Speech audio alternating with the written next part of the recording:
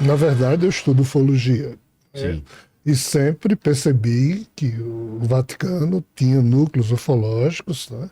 Há um livro meu lançado na Itália, o Vaticano deu um jeito de dar sumiço, porque não tinha interesse. Caiu no Index Librorum Foi a única vez que eu Prohibitório. ganhei vocês nem acreditam, a única vez que eu ganhei dinheiro com o livro foi porque lançaram um livro meu na Itália, X mil exemplares, acabou tudo numa noite. Caramba, hein? Eu fui lá dar uma palestra, não tinha livro para a turma comprar, não dei a Acabou. palestra. Perdeu a oportunidade de ganhar Alguém mais. comprou todos os livros, cara. Todos os exemplares. Ah, agora eu entendi. Eles compraram para tirar de circulação. Ah, tá. E pediram à editora que não republicasse mais. Mas deixa isso para lá. Ou seja, os caras atuam Eles não brincam em serviço. no brinco e serviço. A respeito. Cada um na sua aí. Né? Então, assim, essa tese que você colocou, inclusive eu queria aqui fazer um registro. Né? Na verdade, eu queria parabenizar você e Carol Capel, que eu acho os dois programas, eu não vejo muita coisa, mas do que eu vejo, esses dois programas representam um sentido de colocar, atualizar, provocar reflexão. O trabalho de vocês é Pô, que formidável. legal, fico super honrado. Formidável. Uma vez eu estava em Miami com um amigo meu, esse amigo ia dirigindo, eu era o copiloto, ele entrou sozinho numa highway contra 8 faixas de carro vindo para cá. Eita. Eram 8 vindo e ele sozinho contra os 8. Né? Ele entrou por engano? Você tá errado. Ele disse, não, eu digo, amigo, não dá para discutir, tá todo mundo vindo. Aí ele fez assim e voltou. Voltou, né? Então, assim, eu sempre me senti sozinho com os livros e palestras que eu faço, Cavaleiro indo solitário. contra tudo vindo me destruindo. E você e Carol representam também alguém que vão sozinhos apresentando teses que a turma bate duro. Ah, sim. Né? Mas, Não, assim, as coisas que eu falo para os cristãos são heresia. Eles descem a paulada. eles esquecem que só dois tipos de pessoas dizem que existe teoria da conspiração. Os que ignoram os fatos e os próprios conspiradores. Né? Não, e surgiu na época do Kennedy, para quem contestava, Quem né? contestava, tem muito fazer, não, é teoria de conspiração. Já foi a ideia de teoria da conspiração já é um silenciamento de vozes diferentes. Exatamente. Então, parabéns pela qualidade Fico e honrado. resistência do Valeu. que você faz. Carol, se estiver assistindo. Mas foi pelo motivo dessa resistência que eu ouvi num vídeo você falando que retirou seus livros de circulação. Sim, né? É por causa disso? Não é por causa de uma questão de ataque espiritual? Não é porque Não? eu não sei De resistência humana eu mesmo? não sei se o que eu escrevo está correto, cara. Foi Eu já parei várias vezes com esse assunto. O pseudônimo não é nada parecido com a questão de Dirham, mas é porque eu não queria aparecer. Ainda bem. Né? Pode ser outra coisa da RAM também, né? Pode ser o olho de RAM, né? Eu não queria aparecer. Língua de RAM, não precisa ser uma rabeta, né? Com a insistência de várias sincronicidades, né? Tá bom, eu vou publicar isso, mas se estiver certo o nome do autor, pouco importa. Entendi. E na época eu era gerente de banco. Entendi. Então, assim, os assuntos eram muito malucos. Exóticos, né? Então, foi um plano, fiquei 2 anos ainda escondido, mas na época tinha TV Manchete, tinha o programa Mistérios e Walter Avancini era o diretor. Época áurea, né? Vilela não era nascido nessa E uma época. repórter chamada Cecília Zambuja foi atrás da editora para descobrir quem diabos era o autor por trás do nome Jean Valjean. Aí foi assim que eu surgi, mas surgi a contragosto. Eu não queria aparecer. E até hoje eu não lido bem com isso, porque eu não sei se eu estou certo. Entendi. Então eu retirei os livros das livrarias, eu disse, quer saber, eu vou acabar com essa história. Aí resolvi criar um instituto e esconder tudo nesse instituto. Porque ali você abre o assunto, né? Quem quiser, corre atrás. Tem que ir atrás, para não ter perigo porque assim, os livros que eu escrevo, as palestras que eu faço não são agradáveis. Entendi. Como também muita coisa Vou que você chocar fala, com os dogmas, né? Exatamente. Que tem essa cegueira espiritual. Mas eu vi você falando também de que quando você decidiu não fazer o que mandaram, não falar o que mandaram, isso a tua vida virou de cabeça para baixo. Teve 2 infartos até por causa disso. Sabe o livro de Jó? Sei. Tem um livro aqui de tem de Jó, que só quem conhece sou eu, viu, bicho? Esse eu não falo.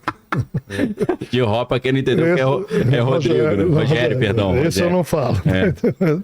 Mas isso vai ficar entre mim e Javé. Esses infartos são mais fruto de uma contrariedade humana ou espiritual? De Rogério, pela invasão que esses seres. Lá atrás, Enoque uma vez perguntou a Javé, por que você atormenta os seus eleitos? Ah, sim. A pergunta permanece em aberto. Sim, entendi. Esse ser e outros infernizaram minha vida a tal ponto para eu fazer o que eles queriam. Mas será que não é o adversário de Yahvé se passando por Yahvé para te atormentar, não? Tudo pode ser. Eu deixo tudo em aberto, mas tinha alguém, e ainda tem, enchendo a paciência. E chegou um ponto tal que esse cara ferrou com minha vida de A a Z, mas eu não vou aqui Mas comentar. a saúde física e inclusive, também? Uma vez... Vida financeira também? Ele mandou uma vez eu fundar uma religião. Sim, essa parte eu ouvi já você falando. E quando eu disse, eu senti a raiva daquela coisa sentada num trono, a raiva dele vindo da minha direção, eu senti tudo isso meu doendo. Isso foi em 2007, cara. Entendi. 2011, primeiro infarto. Bem, aí infarto é só o que eu coleciono, mas eu deixo acontecer e eu não peço para ninguém me salvar. E quando esse corpo já morreu 2 vezes, mas as 2 vezes em que eu voltei, não agradeci a Deus porque eu me sentiria hipócrita. Porque eu não queria voltar. Mas você teve experiência de quase morte? Viu alguma coisa? Não é de quase, não é morte. Não. Mesmo, quer dizer, viu coisas estranhas? Não, estranhas não. Boas? Muito boas. Boas. Ah, por isso que eu não queria voltar. Uma paz assim, uma coisa boa. Rapaz, quando esse corpo morre, se eu tiver certo naquilo que eu percebi, esse corpo da gente morre, mas o eu da gente continua existindo ininterruptamente. Sim. Do jeitinho que é aqui. A consciência, né, permanece. Do mesmo jeito, cara. Você já viu aquele trabalho do... Esqueci o nome do professor, que ele é professor, ele é especialista em ressuscitação cardiopulmonar da Universidade de Nova York, e ele trabalha só analisando a experiência de pessoas que morreram. É um médico famoso, né? Eu já li 2 livros. Samparnia. Não, o que eu conheço não é esse nome, não. Que o nome não, ele fez uma experiência que todo mundo falava, eu morri, saí do corpo e fui pro teto da sala. Aí ele falou, tá todo mundo indo pro teto da sala? Ele colocou prateleiras quase no teto da sala com desenhos. E ele só daria pra ver lá de cima. Ele falou, e aí, eu vi que você morreu aqui, seu coração parou e tal. Você saiu do corpo? Saí. E como é que foi? Você foi pro alto e viu o seu corpo? Sim. Você reparou que tem umas prateleiras com alguns desenhos? Reparei. O que tem nesses desenhos? Você olhou? Uma 4 metros de altura. Desse lado aqui tem árvores e casinhas e do lado de cá tem um leãozinho e um elefante. Aí ele provou que a consciência permanece para além do corpo. Eu não conhecia, eu estava me referindo a outra coisa. Mas no meu caso, eu já me vi, passou o filme aqui da consciência com todo mundo que eu amo. Entendi. Quando você ainda está vendo esse filme, no meu caso, eu já me vi num lugar em que o feitiço de me sentir pertencendo àquele lugar fazia com todas as minhas memórias humanas, todo o amor que eu sinto... Ficasse em segundo plano? É um feitiço, aquilo ali é um feitiço. Sim. E é instantâneo. E pelo menos em mim foi. Sim. Aí meu pai, nessa vida, ele se foi quando ele tinha 27 anos e eu 3, como eu já disse. E quando esse corpo morreu a primeira vez, eu já era velho, 50, velho que eu digo. Aí quem se agarrou comigo foi esse meu filho, ou seja, meu pai, com a cara de menino, e ele disse, pai, não dá para você ficar aqui, não dá agora. E eu disse, não, mas...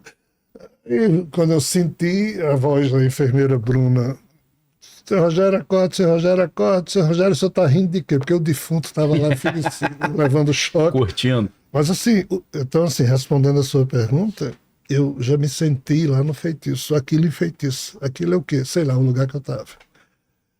É um negócio impressionante. Dizem que quem sente essa presença boa perde o medo de morrer. Isso aconteceu contigo? Cara, eu já não tinha antes, porque eu já praticava yoga profunda, isso para mim não é um problema. Aí diminuiu mais ainda. Então, a morte desse corpo foi o meu melhor momento nessa vida. Eu nunca senti uma sensação tão maravilhosa quanto aquela.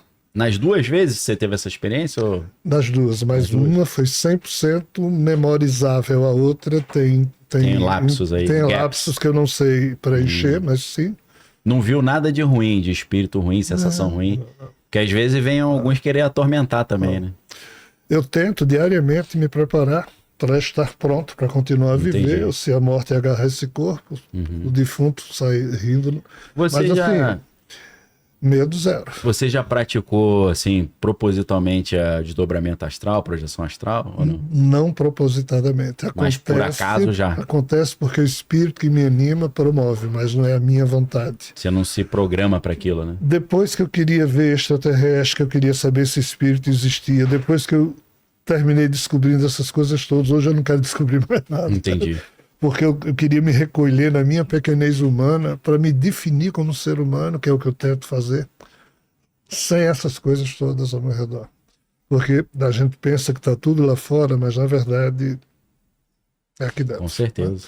Né? Então, assim, Deus, Nossa Senhora, Jesus, Maomé, Buda, um gato, um cachorrinho, uma barata, eu respeito, amo e acolho tudo isso no meu coração. Uma rã também, faltou a rã, né? A rã também. Dar moral pra rã. Mas assim, cara, eu acho que nós humanos é que somos o X da história. E vou tentar explicar rapidamente porque eu entendo. Eu só encontro um paralelo nisso no filme Duna.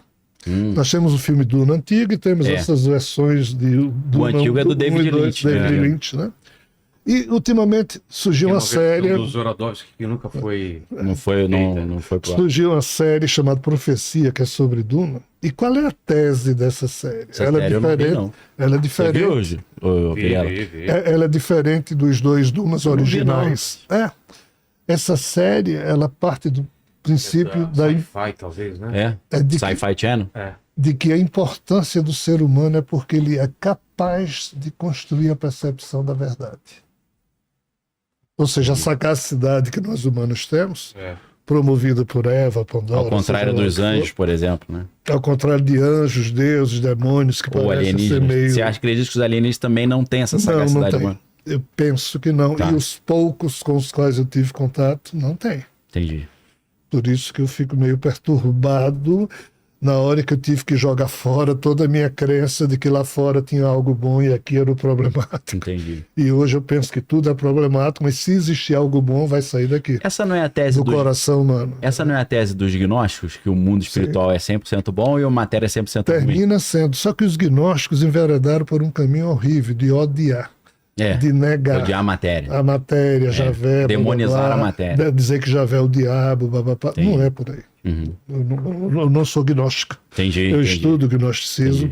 Mas assim, então eu pego emprestado essa percepção dessa versão mais recente de Duna para dizer, cara, talvez nós humanos, só pelo fato de podermos ser o bicho mais monstruoso que existe, mas se o ser humano quiser, ele torna-se um ser superior, mesmo nesse corpo, numa vida transitória, insignificante.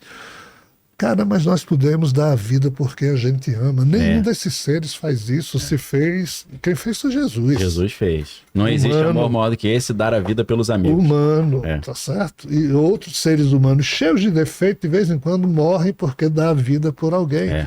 Isso é formidável. Eu ensino muito isso pro meu filho de 8 anos. Eu mostro um filme que o cara morre para salvar alguém.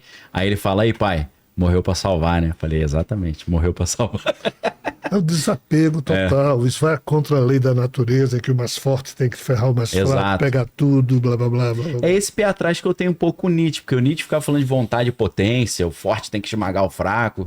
Você não enxerga isso nele, não, também? Nietzsche é meu maior filósofo, em que eu concordo com ele muita coisa, é o filósofo que eu mais discordo. Entendi.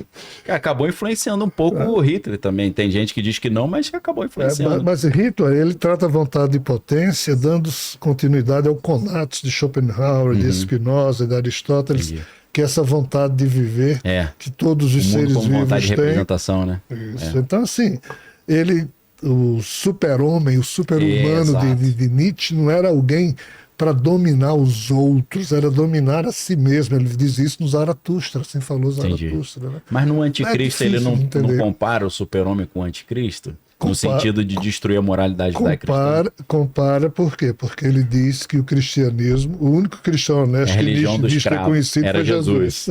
E ele era nobre para negar a sua própria doutrina. O resto transformou o cristianismo para ele é o demônio, no niilismo vagabundo. É isso que ele fala. A religião do escravo. Então, assim, Nietzsche é um cara muito rico. Você odeia e ama, você concorda e discorda. Nietzsche não é um filósofo para se seguir. É um filósofo, na minha opinião. Provoca uma reflexão. Escrutínio o tempo todo. Ele é irritante. Sim. Ele irrita. Sim.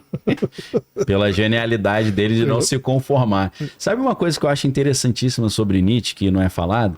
Ele criticar a religião, mas ele arrebenta com a ciência também. E ele fala que a ciência é uma religião também cheia de dogmas. Olha, veja só, nós três aqui, e provavelmente todo mundo que está nos vendo, nós somos seres humanos que a gente vive na pílula azul. De vez em quando a gente toma uma pílulazinha vermelha. Aí passa mal, né? Passa mal, volta para azul, ou seja, faz vista grossa. Toma um engove. Isso, e vai vivendo. Nietzsche é um cara que olha o tempo todo para o abismo, que toma todas as pílulas vermelhas. Tipo, é um Glauber Rocha. Glauber Rocha foi alguém que morreu. Darcy Ribeiro conta que no dia da morte de Glauber Rocha, ele foi tomar café lá na casa dele, porque ele estava preocupado com Glauber, porque Glauber chorava o tempo inteiro. Glauber foi tomar café lá com ele. No meio do café ele caiu no choro. Aí, assim, Glauber, estamos conversando aqui, rapaz, numa boa, por que você está chorando? Por que você vive chorando? Aí, Glauber, rapaz, as crianças, Darcy. As crianças, eu não consigo deixar de pensar no sofrimento das crianças e ninguém se importa com isso, Deus não se incomoda, ninguém se incomoda. Ou seja, Glauber também era um outro cara que não conseguia se esquecer facilmente, porque tem criança sendo estuprada, e quando a gente está falando aqui, não, se Deus ama os humanos, como é que ele não se incomoda com isso? Isso vem acontecendo desde que existe humano, ele nunca fez nada e a gente ainda continua achando que tem um Deus que ama a gente, que cuida da gente, que está no leme, que no final vai resolver tudo. Que porra de final é esse? Então Glauber é alguém tipo Nietzsche, que olha para o fundo do abismo, e quando o abismo olha volta, aí você se ferra. Então Nietzsche morreu mal, Glauber morreu mal. A gente morre mais ou menos bem porque a gente meio que desfaz e faz vista grossa, tentando encontrar um ponto de equilíbrio. Né? É uma espécie de alienação. Mas é uma espécie para poder manter conformismo, para poder produzir. Senão você fica louco também. Se todo mundo fizer como eles, negar a vida, aí a vida se ferra. Então, sim, a gente tem que continuar fazendo o que é possível.